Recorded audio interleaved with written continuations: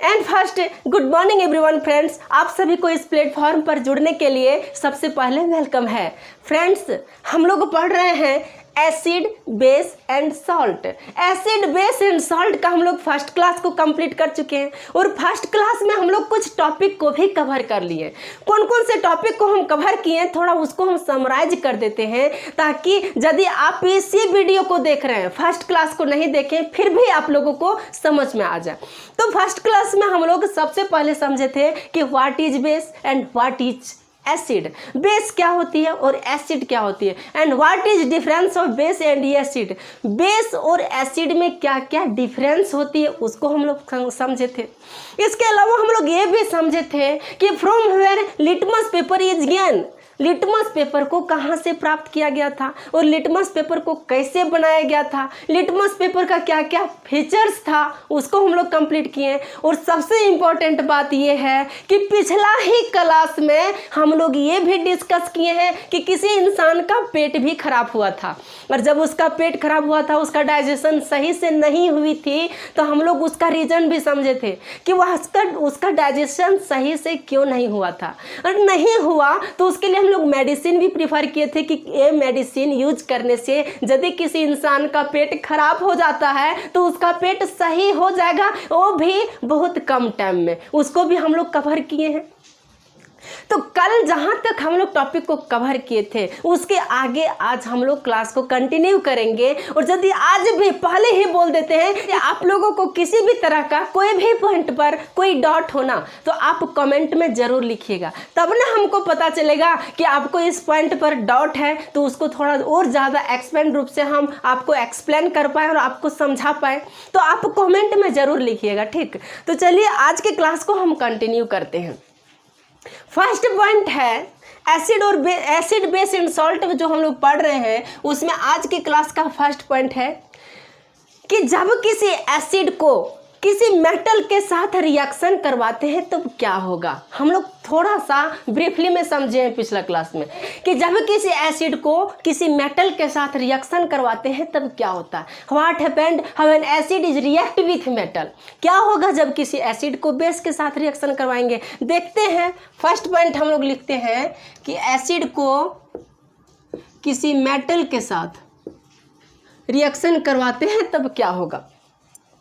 यहाँ पर देखिए अभी तो हम लोगों को कुछ पता नहीं, रटने की ज़रूरत नहीं है। हम लोग फार्मूला लिखेंगे, जो आएगा उसको हम लोग आंसर दे देंगे। रटेंगे तो आप रट के यहाँ भले आप 10th में सॉल्व कर सकते हैं, लेकिन 11th 12th पढ़िएगा तो आप लोगों को थोड़ा दिक्कत होगा। इसलिए रटिए मत, देखिए इक्वेशन क्या होता है।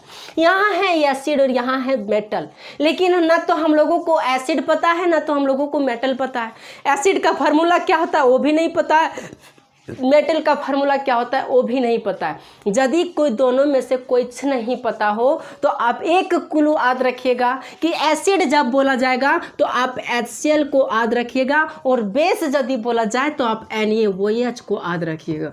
हाइड्रोक्लोरिक एसिड और सोडियम हाइड्रोक्साइड को, ये दोनों फार्मूला का आप याद रख ही लीजिए। ये एसिड का फार्मूला है और ये बेस का फार्मूला है।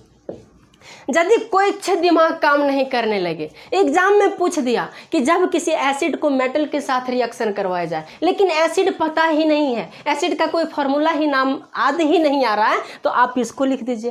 किसी भी तरह का क्वेश्चन पूछा जाए, चाहे एसिड का मेटल के साथ पूछ दे, एसिड का कार्बोनेट के साथ पूछ दे, एसिड का हाइड्रोजन कार्बोनेट के साथ पूछ दे, चाहे एसिड का ऑक्साइड के साथ पूछ दे, कोई भी पूछ दे, आप लोग एसिड का एक फार्मूला और बेस का एक फार्मूला याद रखिए, आपका काम खत्म हो जाएगा 10th में, यदि आप शॉर्टकट में भागना चाहते हैं तो।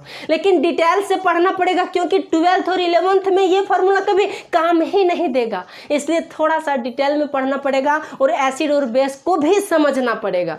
कुछ बुक में आपका सूत्र फार्मूला भी दिया है, उस फार्मूला को लर्न कर लीजिए ताकि आप लोगों को थोड़ा ईजी हो, ठीक है। तो हम लोग देखते हैं एसिड को, तो एसिड में हम लोग HCl लिख दिए, HCl प्लस में मेटल तो हम लोग जानते हैं, सोडियम, मैग्नीशियम, पोटेशियम, कैल्शियम, ये सब होता है ना मेटल। इन सारे मेटल जो हैं, मेटल में कोई भी एक मेटल को लिख देंगे। यदि कोई मेटल याद नहीं रहे तो आप सोडियम को लिख दीजिए, सबसे इजी है सोडियम। मेटल में यदि बोला जाए तो सबसे इजी है सोडियम। यहाँ भी हम लोग लिख देते हैं सोडियम। सोडियम को जब लिखे हम, तब देखिए यहाँ जो रिएक्शन बना, रिएक्शन को हम लोग कंप्लीट करेंगे कैसे, तो एक हम लोग इक्वेशन को पढ़ चुके हैं। इक्वेशन था डिस्प्लेसमेंट रिएक्शन, उसी को हम लोग यहाँ अप्लाई करेंगे। यहाँ पर देखिए सोडियम अकेला है तो सोडियम क्या करेगा, हाइड्रोक्लोरिक एसिड के साथ यहाँ पर मिल जाएगा। यदि आप नहीं भी पढ़ें तो कोई दिक्कत नहीं, आप लोगों को फिर भी समझ में आएगा। दो एलिमेंट यहाँ पर जुड़ा है, यहाँ पर एक एलिमेंट है, तो यहाँ से क्या करेगा, सोडियम क्लोरीन के साथ मिल जाएगा और हाइड्रोजन को इसके जगह से डिस्प्लेस कर देगा। उसके बाद सोडियम मिल करके NaCl बन जाएगा। ये सोडियम Cl के साथ मिलेगा NaCl, प्लस में क्या बच गया, हाइड्रोजन, हाइड्रोजन बच गया। बट एक चीज़ ध्यान रखिए कि हाइड्रोजन जब भी अकेला दिखे ना, हाइड्रोजन सिर्फ H नहीं लिखिएगा, क्योंकि एक्टिव फॉर्म में H2 में रहता है। ये हो गया हाइड्रोजन गैस रिलीज होता है। तो हम लोगों का तो ये आंसर तो आ गया, आंसर आ गया। अब ध्यान से देखिए क्या है आंसर। आंसर आ गया कि जब कोई एसिड को मेटल के साथ रिएक्शन करवाएंगे तो इसका नाम तो हम लोगों को पता है कि इसका नाम क्या है, तो सॉल्ट है, और इसका नाम क्या है, तो हाइड्रोजन गैस है, हाइड्रोजन गैस है ना, हाइड्रोजन गैस। तब हम लोगों का आंसर यही होगा कि जब एसिड को मेटल के साथ रिएक्शन करवाते हैं तब क्या बनता है, सॉल्ट प्लस में hydrogen gas, salt plus hydrogen gas बनता है। यही तो आपका आंसर था। एग्जाम में किस तरह से पूछा जाता है वो देखिए। एसिड ए दे देगा, जब किसी एसिड को मेटल के साथ रिएक्शन करवाया जाता है इसको छोड़ देगा, या हो सकता है कि ये इक्वेशन दे देगा और इसको छोड़ देगा, हो सकता है कि इसको दे देगा इसको छोड़ देगा, हो सकता है कि इसको दे देगा इसको छोड़ देगा। इस तरह एग्जाम में पूछा जाता है 1 नंबर में। अब यहाँ पर देखिए बैलेंस करना है हम लोगों को, क्योंकि बैलेंस नहीं होगा तो ये इक्वेशन सही भी नहीं हो सकता। हम लोग चेक कर लेते हैं बैलेंस करके। हाइड्रोजन 2 है तो यहाँ भी हम लोग 2 लगा दिए। क्लोरीन यहाँ पर कितना है, क्लोरीन 2 है तो यहाँ भी हम लोग 2 लगा देते हैं भाई। सोडियम 2 है तो यहाँ भी 2 लगा देते हैं। बैलेंस हो गया, बैलेंस हो गया ना। अब देखिए एक चीज़, इसका हम लोग अपने लाइफ में कहाँ यूज करते हैं। कोई भी मेटल हम लोग लेते हैं, कोई भी मेटल, किसी भी मेटल, चाहे एल्युमिनियम का कोई बर्तन है, और इस एल्युमिनियम के बर्तन में हम लोग कोई एसिड को रख देंगे ना, एसिड को, तभी इस एल्युमिनियम के बर्तन को ख़राब कर देगा। वो कैसे, तो जब हम लोग कोई मेटल, चाहे कोई भी एल्युमिनियम के मेटल में, चाहे लोहा हो गया, चाहे कोई भी मेटल है, उसमें हम लोग अचार को रख देते हैं। उतना नहीं समझिए, एल्युमिनियम ले लीजिए एक ठो और इसमें अचार रख दीजिए। अब अचार एक तरह का एसिड है, हम लोग तो जानते हैं। जब हम लोग अचार को इसमें रखेंगे तब क्या होगा कि अब देखिएगा 1 से 2 दिन में वो अचार भी खराब हो जाएगा, जो इसमें अचार रखा है ये अचार भी खराब हो जाएगा, और इस एलिमेंट, इस बर्तन को भी खराब कर देगा। कैसे खराब करेगा कि हाइड्रोजन गैस बहुत डेंजर है ये। जब ये निकलता है ना तो अपने साथ ही इस अचार को भी खराब करके निकलता है और इस बर्तन को भी खराब करके निकलता है। यही वजह है कि दही को जो जमाया जाता है ना, दही, कर्ड को जो जमाया जाता है वह किसी मेटल के बर्तन में नहीं जमाया जाता है। उसको किस में जमाया जाता है, तो मिट्टी के बर्तन में जमाया जाता है। यदि आप देखे होंगे गांव घर में तो आपको पता होगा, बताने की ज़रूरत तो है नहीं। गांव घर में यदि आप लोग देखे होंगे, शहरों में भी ऐसा ही होता है कि जब दही को जमाया जाता है तो मिट्टी का एक बर्तन ले लिया और उसको क्या किया जाता है, टांग दिया जाता है और उसी में दही को जमाया जाता है। आप इस इमेज में देखिए, इस इमेज से पता चल जाएगा कि दही को किस में जमाया जा रहा है। तो मिट्टी के बर्तन में जमाने का मेन रीजन यही है कि मिट्टी एक तरह का नॉन मेटल है, मेटल नहीं है, नॉन मेटल है, और ये दही एक तरह का एसिड है। तो यदि मेटल रहता तो उस बर्तन को खराब कर देता, और क्या होता है, दही भी खराब हो जाता, वह बर्तन भी खराब हो जाता। लेकिन ये नॉन मेटल है, मिट्टी का बर्तन जो है सो नॉन मेटल है, और नॉन मेटल है जिसके साथ वह रिएक्शन नहीं कर पाता है। और जब रिएक्शन नहीं होगा तो क्या वह बर्तन खराब होगा, नहीं होगा ना तो बर्तन खराब होगा और ना ही दही खराब होगा। तो इसका एग्जाम्पल हम लोग लाइफ से देख लिए कि हम लोग लाइफ में कहाँ यूज करते हैं। अब दूसरा पॉइंट है, दूसरा पॉइंट हम लोग देखते हैं कि एसिड को हम लोग मेटल के साथ रिएक्शन करवाएं, तो बेस भी तो यहाँ गुस्सा होगा कि बेस को जब हम लोग मेटल के साथ रिएक्शन करवाएंगे तब क्या होगा भाई। बेस को मेटल के साथ रिएक्शन करवाएंगे तब क्या होगा, देखते हैं। हम लोग अभी कुछ नहीं जानते। बेस हम बोले थे एक ही चीज़ याद रखना है, क्या, सोडियम हाइड्रोक्साइड प्लस क्या बनेगा, सोडियम जिंकेट Na2ZnO2 प्लस में यहाँ भी हाइड्रोजन गैस रिलीज होता है। यहाँ पर देखिए ये सोडियम और ये जिंक एक साथ मिल गया और ऑक्सीजन भी एक साथ मिल गया, बट यहाँ से हाइड्रोजन को इसके जगह से डिस्प्लेस कर दिया। हाइड्रोजन को तो डिस्प्लेस कर दिया, हटा दिया गया। अब देखिए यहाँ पर इसको हम लोग कहते हैं sodium zincate. Sodium zincate exam में पूछा जाता है, इसको याद रखिएगा। इसको हम लोग सोडियम जिंकेट कहते हैं। यहाँ पर हाइड्रोजन गैस रिलीज हो गया। अब इसको हम लोग बैलेंस करते हैं। बैलेंस करेंगे तो यहाँ सोडियम 2 है तो यहाँ पर हम लोग 2 लिख देंगे। 2 sodium 2 oxygen 2 hydrogen, 2 sodium 1 zinc 2 oxygen 2 hydrogen, zinc 1 है, बैलेंस हो गया। बैलेंस हो गया यानी एक तरह का यह इक्वेशन सही है। आप गौर कीजिए, यहाँ पर थोड़ा सा गौर करने के बाद आपको पता चलेगा कि जब मेटल एसिड के साथ रिएक्शन कर रहा था फिर भी हाइड्रोजन गैस निकल रहा था, जब मेटल बेस के साथ रिएक्शन कर रहा है तो भी हाइड्रोजन गैस निकल रहा है। लेकिन आपको थोड़ा सा एक पॉइंट याद रखना है कि हमेशा ऑलवेज हमेशा जब कोई मेटल एसिड के साथ रिएक्शन करता है तो वह हाइड्रोजन गैस को रिलीज करता है।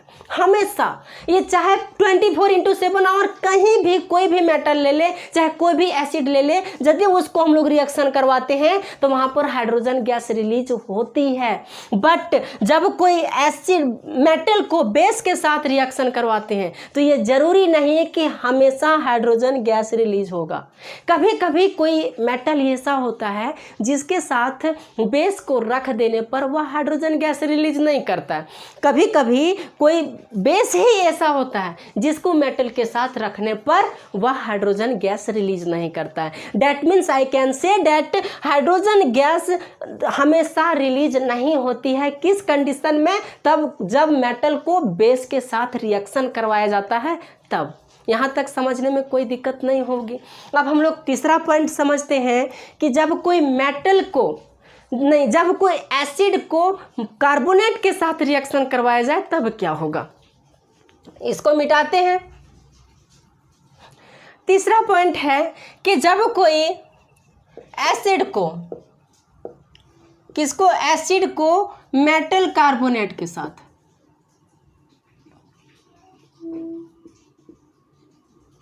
एसिड को मेटल कार्बोनेट के साथ रिएक्शन करवाएंगे तब क्या होगा। अभी तो हम लोगों को पता नहीं है कि क्या बनेगा क्या नहीं बनेगा। हम लोग रिएक्शन करके देखेंगे, जो बनेगा उसको लिख देंगे। तो एक चीज़ आप लोग ये याद रखिए कि जब भी कहीं कोई भी मेटल के पीछे आकर के CO3 जुड़ जाएगा तो आप समझिए कि वह कार्बोनेट बन गया। वह मेटल क्या बन गया, कार्बोनेट। जैसे कि एग्जाम्पल में देखिए सोडियम है, सोडियम के पीछे आकर के CO3 जुड़ गया तो ये क्या हो गया, सोडियम कार्बोनेट। ये पोटेशियम है, इसके पीछे आकर के CO3 जुड़ गया तो आप ये समझिए कि पोटेशियम कार्बोनेट हो जाता है। तो कोई भी मेटल के बाद CO3 आकर के जुड़ जाती है ना तो वो हो जाता है सोडियम कार्बोनेट, यानी वह मेटल कार्बोनेट हो जाता है। यहाँ भी वही पूछा है कि मेटल कार्बोनेट, तो मेटल कार्बोनेट अब आप आराम से लिख सकते हैं। पहले हम लोग लिखते हैं एसिड को, कोई भी एसिड याद नहीं आ रहा है भाई, हम लोग HCl को लिख देते हैं। प्लस में यहाँ मेटल कार्बोनेट बोला है तो इसी मेटल कार्बोनेट को हम लिख देते हैं। सबसे इजी फार्मूला है सोडियम कार्बोनेट, तो हम लोग सोडियम कार्बोनेट को लिख देते हैं। अब आप देखिए इसमें क्या रिजल्ट आएगा और क्या बनेगा। आप यदि लिखे होंगे कॉपी में तो आप इसका रिएक्शन कंप्लीट कीजिए। एक चीज़ याद रखिए कि सोडियम हमेशा क्लोरीन के साथ रहता है। सोडियम कहीं भी इधर उधर नहीं रहेगा, वह हमेशा क्लोरीन के साथ रहेगा।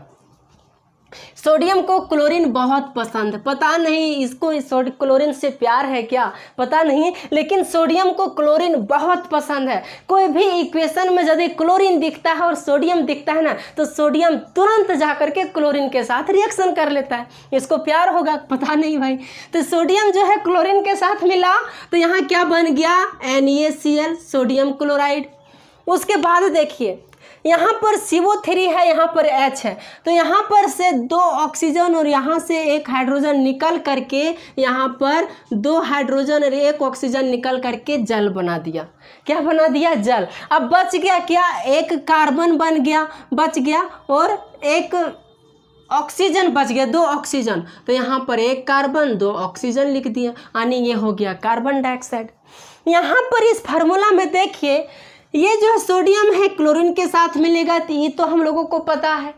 यहाँ पर देखिए कि जल है, ये हाइड्रोजन है, ये हाइड्रोजन क्या करेगा, इस ऑक्सीजन के साथ मिल करके यहाँ पर जल बना देगा और बच जाएगा कार्बन डाइऑक्साइड, तो कार्बन डाइऑक्साइड रिलीज हो जाएगा।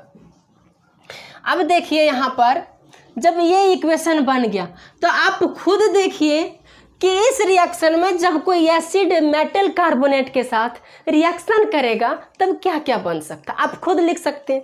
आप कह सकते हैं ना कि यह एक तरह का क्या है, तो सॉल्ट है भाई, क्या है, सॉल्ट है। यह एक तरह का क्या है, वाटर है, और यह क्या है, तो कार्बन डाइऑक्साइड गैस है, कार्बन डाइऑक्साइड गैस है, कार्बन डाइऑक्साइड गैस है। तो ये इक्वेशन जो है सो पूरा हो गया। इसको हम लोग लिख सकते हैं सॉल्ट प्लस में वाटर प्लस में carbon dioxide, carbon dioxide, carbon dioxide बन गया। क्वेश्चन इस तरह पूछा जाता है कि जब कोई एसिड को मेटल कार्बोनेट के साथ रिएक्शन करवाते हैं तो क्या होगा, when acid react with metal carbonate then found, तब क्या होगा, और उसको ब्लैंक छोड़ देगा। और इसको पूरा करना है salt plus water plus carbon dioxide. इसको रटना नहीं है, आप इस इक्वेशन को लिख करके देख लीजिएगा, जो भी रिजल्ट आएगा उसको वहाँ पर पुट कर दीजिएगा, बैठा दीजिएगा। या हो सकता है कभी कभी इधर लिख देगा, इसको पूछ लेगा कि इधर क्या बनेगा, इसका रिएक्टेंट क्या होगा, प्रोडक्ट क्या होगा, प्रोडक्ट क्या होगा, रिएक्टेंट क्या होगा, उल्टा किसी भी तरह से पूछ सकता है। अब ये फर्स्ट ये हो गया पॉइंट। दूसरा पॉइंट है कि जब एसिड मेटल कार्बोनेट के साथ रिएक्शन किया तो ये बना, बट जब एसिड मेटल हाइड्रोजन कार्बोनेट के साथ रिएक्शन करेगा, मेटल हाइड्रोजन कार्बोनेट,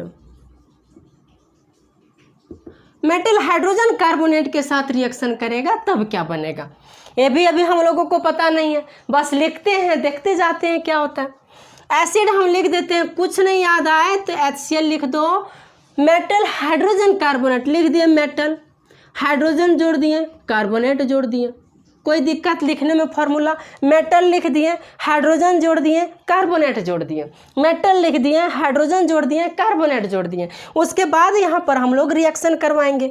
यहाँ भी रिएक्शन वही करेगा जैसे कि ये सोडियम है, बेचारा सोडियम को तो इसको तो मिल गया अपना प्रेमी, इसको अपना प्रेमिका मिल गई, तब यहाँ पर हो जाएगा सोडियम क्लोराइड।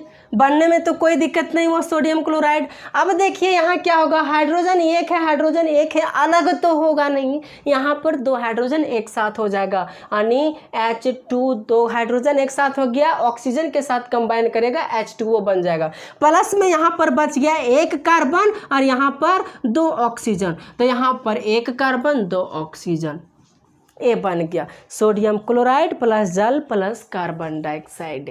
डैट मीन्स हम कह सकते हैं कि फर्स्ट इक्वेशन में जब मेटल कार्बोनेट के साथ रिएक्शन किया तब सॉल्ट बना, वाटर बना और कार्बन डाइऑक्साइड बना। सेकेंड इक्वेशन में जब एसिड मेटल हाइड्रोजन कार्बोनेट या मेटल बाइकार्बोनेट के साथ रिएक्शन करता है तो भी वही बनता है, क्या, सॉल्ट, वाटर और कार्बन डाइऑक्साइड। हम लोग इसको पूरा लिख लेते हैं। अब क्या बना, salt plus water plus carbon dioxide,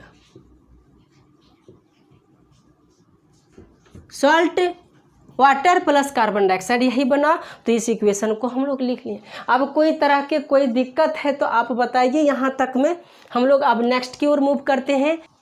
अब यहाँ से कभी कभी ये पूछ लिया जाता है कि जब कैल्शियम हाइड्रोक्साइड कार्बन डाइऑक्साइड के साथ रिएक्शन करता है तब क्या बनता है। पूछा हुआ क्वेश्चन है और पूछ भी लिया जाता है, इसलिए इसको थोड़ा हम लोग यहीं पर समझ लेते हैं इसके नीचे ही कि जब कैल्शियम हाइड्रोक्साइड किसके साथ, कार्बन डाइऑक्साइड के साथ रिएक्शन करेगा तब क्या बनेगा। यहाँ पर देखिए कैल्शियम हाइड्रोक्साइड कार्बन डाइऑक्साइड के साथ रिएक्शन कर रहा है, तो इस कंडीशन में कैल्शियम कार्बोनेट बनता है। कैल्शियम कार्बोनेट प्लस में वाटर बन जाता है। कैल्शियम कार्बोनेट प्लस वाटर बन जाता है। यहाँ पर क्या करेगा, ये कैल्शियम एक ऑक्सीजन और 2 ऑक्सीजन के साथ मिल जाता है। एक ऑक्सीजन बचा, एक ऑक्सीजन यहाँ मिल जाएगा, 2 हाइड्रोजन है, 2 हाइड्रोजन निकल करके इधर वाटर बना लेगा। तो ये इक्वेशन भी कभी कभी पूछ लिया जाता है। ये इक्वेशन कभी कभी पूछ लिया जाता है और पूछा भी है। इस तरह क्वेश्चन पूछा जाता है कि जब कैल्शियम हाइड्रोक्साइड को, या इसको हम लोग लाइम वाटर भी कहते हैं, लाइम वाटर को कार्बन डाइऑक्साइड के साथ रिएक्शन करवाते हैं तो कैल्शियम कार्बोनेट बनता है। और ये कैल्शियम कार्बोनेट संगमरमर का फार्मूला है, इसीलिए पूछा जाता है क्योंकि ताजमहल में जो लगाया गया है पत्थर ने संगमरमर, इसी कैल्शियम कार्बोनेट का। या कोई कीट जो होती है, छोटा छोटा एंट कीट, उसका जो बाहरी कवच होता है, बाहर का जो स्ट्रॉन्गेस्ट पार्ट होता है, थोड़ा हार्ड होता है, वह इसी कैल्शियम कार्बोनेट का होता है। और ये कैल्शियम कार्बोनेट बनती है प्लस में जल बन जाती है। तो ये इक्वेशन कभी कभी पूछ लिया जाता है। अब एक चीज़ आप देख लीजिए कि इसको बैलेंस करने के लिए हम भूल गए। देख लेते हैं, यहाँ पर हाइड्रोजन HCl है, यहाँ पर Na2CO3 है। बैलेंस करते हैं तो यहाँ 2 हाइड्रोजन है, तो यहाँ हम लोग 2 हाइड्रोजन कर देते हैं। तो 2 HCl हो गया, 2 हाइड्रोजन 2 सोडियम 1 सोडियम है, तो यहाँ भी हम लोग कर लेते हैं 2 सोडियम, 2 क्लोरीन, पूरा बैलेंस हो गया। ये तो बैलेंस है ऑलरेडी, ये ऑलरेडी बैलेंस है। तो इस तरह का इक्वेशन से क्वेश्चन एग्जाम में पूछा जाता है। अब हम लोग नेक्स्ट पॉइंट समझते हैं कि जब कोई एसिड मेटल ऑक्साइड के साथ रिएक्शन करती है तब क्या होता है। मेटल ऑक्साइड के साथ एसिड रिएक्शन करने से पहले एक चीज़ और हम लोग समझ जाते हैं कि एसिड और बेस हम लोग देख रहे हैं कि एसिड इसके साथ रिएक्शन किया, एसिड उसके साथ रिएक्शन किया, एसिड उसके साथ रिएक्शन किया। अब हम लोग ऐसा करते हैं कि एसिड को बेस के ही साथ रिएक्शन करवाते हैं, देखते हैं क्या बनता है। बहुत ही एसिड और बेस इधर हो रहा है। देखते हैं कि जब किसी एसिड को हम लोग बेस के साथ रिएक्शन करवाते हैं तब क्या बनता है। बहुत कभी एसिड उसके साथ मिल जाता था, कभी इसके साथ मिल जाता था, कभी यहाँ झगड़ा, कभी वहाँ झगड़ा। अब यहाँ देखते हैं क्या झगड़ा करता है अपने आप में भाई। तो एसिड लिख लेते हैं हम, वही HCl प्लस में बेस NaOH। जब रिएक्शन करवाएंगे तो हम जानते हैं सोडियम जो है बेचारा क्लोरीन के साथ इसका पीछा तो छोड़ेगा नहीं, तो यहाँ पर सोडियम क्लोराइड बन गया। प्लस में यहाँ पर 1 हाइड्रोजन है, यहाँ पर 1 हाइड्रोजन, 2 हाइड्रोजन हो गया। अब बच गया 1 ऑक्सीजन, तो 1 ऑक्सीजन। आप देखिए कि जब एसिड किसी बेस के साथ रिएक्शन करता है तब बनता है यहाँ पर सॉल्ट। क्या बनता है, सॉल्ट प्लस में वाटर। सॉल्ट बनता है और वाटर बनता है। लिख देते हैं भाई यहाँ पर कि जब एसिड बेस के साथ रिएक्शन करता है तब बनता है सॉल्ट प्लस में वाटर। यहाँ तक समझने में कोई तरह की दिक्कत नहीं हुआ होगा। एग्जाम में यह पूछा हुआ क्वेश्चन है, इसलिए इसको ध्यान से याद रखिएगा और सबसे इजी भी है। एसिड किसी बेस के साथ रिएक्शन करेगा तो सॉल्ट बनेगा प्लस वाटर बनेगा। अब हम लोग एक और पॉइंट देख लेते हैं कि जब कोई एसिड किसी मेटल ऑक्साइड के साथ रिएक्शन करेगा तब क्या बनेगा। एसिड हम लोग लिख लेते हैं HCl, बिना टाइम वेस्ट किया हुआ। मेटल ऑक्साइड को हम लोग लिख लेते हैं Na2O। मेटल ऑक्साइड, किसी भी मेटल में ऑक्सीजन को जोड़ दो वह मेटल ऑक्साइड बन गया। किसी भी मेटल में, चाहे कैल्शियम में जोड़ दो, चाहे पोटेशियम में जोड़ दो, किसी भी तरह का मेटल है उसमें ऑक्सीजन को जोड़ दो, बस वह मेटल ऑक्साइड हो गया। यहाँ पर देखिए वही है सोडियम है बंदा, ये सोडियम इसके साथ मिलेगा, अब इसके साथ मिलेगा तो वही बनेगा NaCl। NaCl। अब बच गया एक हाइड्रोजन, यहाँ पर एक हाइड्रोजन आकर के यहाँ पर ऑक्सीजन के साथ मिलेगा तो H2O, यहाँ भी वही कंडीशन होगा, यहाँ भी बनेगा सॉल्ट प्लस में वाटर, सॉल्ट प्लस वाटर, यहाँ लिख देते हैं सॉल्ट प्लस वाटर। जब एसिड मेटल ऑक्साइड के साथ रिएक्शन करेगा तो सॉल्ट प्लस वाटर बनेगा। इसको हम लोग बैलेंस कर लेते हैं, 2 सोडियम है तो 2 सोडियम, 2 क्लोरीन है तो 2 क्लोरीन, 2 हाइड्रोजन है तो 2 हाइड्रोजन, ऑक्सीजन कितना है, 1 है तो 1 oxygen. Balance equation, that means equation is correct. यदि बैलेंस इक्वेशन हो जाए तो इक्वेशन भी करेक्ट ही होता है। यहाँ पर देखिए कि एसिड मेटल ऑक्साइड के साथ रिएक्शन किया, सॉल्ट बना प्लस में वाटर बना, और सॉल्ट बना वाटर बना, ये भी एक तरह से एग्जाम में पूछा हुआ ही है, समझे। अब हम लोग नेक्स्ट की ओर मूव करते हैं। एक चीज़ और ध्यान दीजिए, थोड़ा सा, ज़्यादा नहीं। यहाँ पर है मेटल ऑक्साइड। मेटल ऑक्साइड एक बेसिडिटी होता है और एक होता है non metal oxide. Non metal oxide एक एसिडिटी होता है, इसको थोड़ा सा ध्यान रखिएगा। अब नेक्स्ट पॉइंट में हम लोग सबसे इम्पोर्टेंट फैक्ट पर बात करते हैं, और एसिड और बेस में क्या सिमिलरिटी पाई जाती है उसको हम लोग आइडेंटिफाई करते हैं। इसके लिए हम एक एग्जाम्पल लेते हैं, उसके माध्यम से हम आप लोगों को समझाते हैं। आप कोई सॉल्यूशन 3 गिलास ले लीजिए, 3 गिलास लेने के बाद देखिए क्या हम लोग पढ़ रहे हैं, एसिड और बेस में क्या क्या सिमिलरिटी पाया जाता है, सो हम देखना है हमको। 3 गिलास में ले लिए, एक गिलास में हम लोग ग्लूकोज के सॉल्यूशन को लिए, ग्लूकोज। दूसरा गिलास में हम लोग अल्कोहल के सॉल्यूशन को लिए, अल्कोहल। और तीसरा गिलास में हम लोग किसका लिए सॉल्यूशन, तो HCl के सॉल्यूशन को लिए। तीनों में सॉल्यूशन लिए हैं।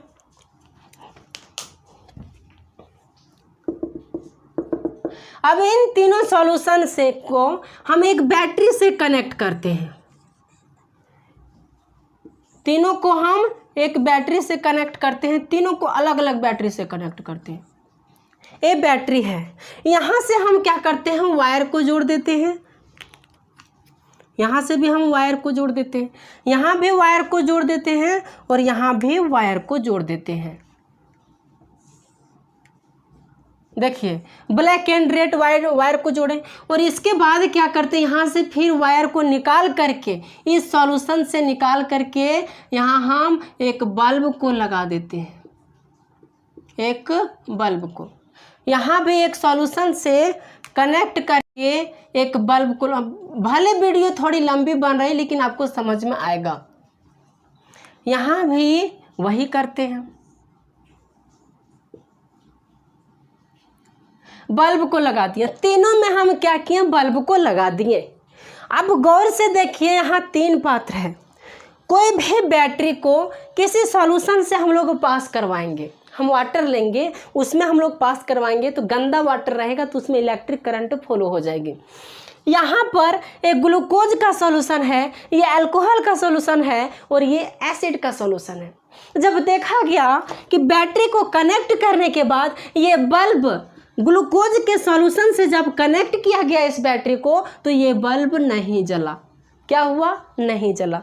दूसरा में देखा गया कि जब अल्कोहल के सॉल्यूशन को बैटरी से कनेक्ट किया गया तो ये बल्ब भी नहीं जला। बट तीसरा कंडीशन में ऐसा था कि जब एसिड को कनेक्ट किया गया तो ये बल्ब जल गया। ये बल्ब क्या हो गया, ये बल्ब जल गया। डेट मीन्स यहाँ से आप क्या कंक्लूजन निकाल सकते हैं, आप बताइए कि यहाँ से क्या कंक्लूजन निकाल सकते हैं। एक चीज़ और हम आइडिया दे देते हैं कि ग्लूकोज एक तरह का बेस है, अल्कोहल एक तरह का बेस है, और ये तो अपने आप में एक एसिड है। यहाँ से यही कंक्लूजन निकाल सकते हैं कि जब कोई सॉल्यूशन को, और वो सॉल्यूशन बेस रहे, कैसा रहे, बेस रहे, और उससे इलेक्ट्रिक करंट को यदि फॉलो करवाया जाता है तो वहाँ पर इलेक्ट्रिक करंट फॉलो नहीं होगी यदि वह सॉल्यूशन बेस होगा तो। बट यदि वह सॉल्यूशन एसिड होगा तो उसमें इलेक्ट्रिक करंट फॉलो हो जाएगी, बट बेस में इलेक्ट्रिक करंट फॉलो नहीं होगी। अब बात रही कि ऐसा क्यों होता है भाई, क्या रीज़न है कि ऐसा होता है, तो इसको भी हम लोग समझते हैं कि हम लोग देखते हैं थोड़ा सा यहाँ पर, ये एक तरह का क्या है, एसिड है। इस एसिड को यदि हम लोग तोड़ते हैं, इस एसिड को यदि हम लोग तोड़ते हैं तो क्या बनता है, H plus plus Cl minus, H plus plus Cl minus बनता है। हम लोग सोडियम हाइड्रोक्साइड को तोड़ते हैं तब बनता है Na plus plus OH minus, Na plus plus OH minus, ये बनता है। आपको दिख रहा होगा, जहाँ तक हमको लग रहा है कि आपको दिख रहा होगा। इसको हम तोड़ते हैं तो यहाँ पर OH माइनस आया और यहाँ पर H प्लस आया। डेट मीन्स हम ये कह सकते हैं कि HCl में H प्लस होता है और बेस में OH माइनस होता है, यानी HCl के सॉल्यूशन में H प्लस होता है, HCl नहीं एसिड के सॉल्यूशन में, और बेस के सॉल्यूशन में OH माइनस होता है। डेट मीन्स हम लोग कल भी पढ़े थे कि जब भी पहचानने का तरीका यही था कि कोई भी फार्मूला में हम लोगों को हाइड्रोजन H प्लस आयन मिल जाएगा तो हम लोग समझेंगे कि वह एक तरह का एसिड है, और किसी में यदि OH माइनस मिल जाएगा तो समझेंगे कि वह एक तरह का बेस है। यहाँ पर जब इसको तोड़ा गया तो तोड़ने के बाद वही आया कि एसिड को जब तोड़ा गया तो H प्लस आया, बेस को जब तोड़ा गया तो OH माइनस आया। That means I can say that H plus ion contains electric current but OH minus ion is not contains electric current. That means इतना हम लोग कह सकते हैं कि H plus ion electric current को फॉलो करने देती है but OH minus electric current को फॉलो करने नहीं देती है। यहाँ तक समझने में कोई दिक्कत नहीं, क्योंकि ये एक तरह का बेस है, डेट मीन्स इसमें OH माइनस है, ये एक तरह का बेस है, इसमें OH माइनस है, और ये एक तरह का एसिड है, इनमें H प्लस आयन है, और H plus ion electric current को फॉलो करने दे रही है, इलेक्ट्रिक करंट को बहने दे रहा है। यही वजह है कि ये बल्ब जल गया और ये दोनों बल्ब नहीं जला, क्योंकि इसमें OH माइनस था। तो एसिड और बेस में सिमिलरिटी आप देख रहे हैं कि दोनों में आयंस पाया जाता है, चाहे वह एसिड रहे चाहे वह बेस रहे। यदि उन दोनों को हम तोड़ेंगे तो तोड़ने के बाद उसमें H प्लस आयन पाया ही जाता है और OH माइनस आयन पाया ही जाता है। बेस में OH माइनस आयन पाएगा और एसिड में H प्लस आयन पाएगा। यहाँ तक समझने में कोई दिक्कत नहीं हुई होगी। हम लोग नेक्स्ट पॉइंट की ओर मूव करते हैं कि H प्लस आयन फ्रीली रूप से रह सकता है कि नहीं रह सकता है, या वाटर के साथ जब इसको रिएक्ट करवाते हैं, एसिड को हम वाटर में डुबोते हैं, बेस को वाटर में डुबोते हैं, तब क्या होता है हम लोग वो भी देख लेते हैं। ठीक, इसको इरेज करते हैं पहले।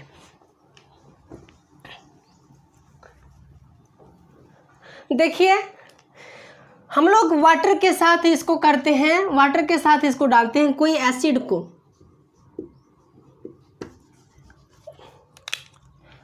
कोई इंक नहीं चल रहा है, एसिड को हम लोग वाटर में डालेंगे तब क्या होगा, एसिड लिख देते हैं HCl, हम लोग वाटर में इसको, वाटर का फार्मूला तो जानते हैं H2O, तब क्या बनेगा। यहाँ पर देखिए HCl को वाटर में डालने के बाद ये HCl टूट जाता है H प्लस आयन में और Cl माइनस आयन में, ये HCl टूट जाता है जब हम लोग वाटर में इसको डालेंगे तब। और H प्लस आयन जो है अकेले कभी नहीं रहता है। एक चीज़ ध्यान दीजिए कि H प्लस आयन अकेले कभी नहीं रहेगा, ये H प्लस आयन हमेशा वाटर के साथ रहता है, इसलिए इसको हम लोग H प्लस आयन को वाटर के साथ रख देते हैं, H प्लस आयन को वाटर के साथ रख देते हैं। तो वाटर के साथ रखने के बाद ये हाइड्रोनियम आयन बन जाता है, यानी एक हाइड्रोजन यहाँ, दो हाइड्रोजन यहाँ, तो तीन हाइड्रोजन लिख दिए और वो लिख दिए, और इस पर आयन कौन सा है तो प्लस है, तो प्लस, तो इसको हम लोग कहते हैं hydronium ion, hydronium ion. That means या तो इसको H प्लस आयन कहिए या H3O प्लस आयन का ही है। और यही H प्लस आयन और H3O प्लस आयन की वजह से ही इलेक्ट्रिक करंट का फ्लो हो पाती है। यदि कोई सॉल्यूशन में H प्लस आयन होता है या H3O प्लस आयन होता है तब उसमें इलेक्ट्रिक करंट फ्लो होती है, और नहीं होता है तो नहीं होती। क्वेश्चंस भी आपके बुक में इसी पॉइंट को लेकर के, इसलिए थोड़ा हम डिस्कस कर दिए। दूसरा है कि बेस है। बेस को हम लोग क्या करेंगे, जल के साथ रख देंगे तब क्या होगा। बेस को जल के साथ रखने के बाद वही होता है, ए भी टूटेगा Na प्लस में प्लस OH माइनस में, Na प्लस में प्लस OH माइनस में। यहाँ जो है सो OH माइनस के फॉर्म में रहेगा और यहाँ H प्लस के फॉर्म में रहेगा। तो ये दोनों में सिमिलरिटी पाई जाती है जब वाटर के साथ इसको रिएक्शन करवाते हैं तब। तो आज की क्लास को हम यहीं पे ड्रॉप करते हैं, फिर हम लोग नेक्स्ट क्लास में नेक्स्ट पॉइंट पर डिस्कस करेंगे और उसको समझेंगे। तो चलिए, आप सभी को इस क्लास को देखने के लिए very very thanks. Have a nice day and bye bye.